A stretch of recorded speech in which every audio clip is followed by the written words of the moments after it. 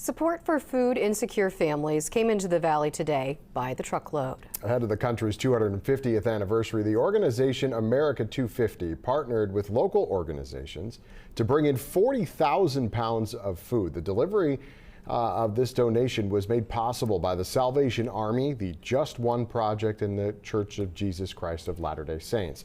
Today's delivery is one of 250 trucks bringing food to communities all throughout the U.S. Students in Coronado High School's Just Serve Club helped load up half of the food on shelves at the Salvation Army's food pantry. The other half will go to the Just One Project to help them in their needs. Too often, we see our seniors have to make the difficult choice between paying their medical bills and buying food. And that is why we're here, so that no one has to make that hard decision and they don't have to do it alone. The delivery has enough food to feed about 1,400 people for a week.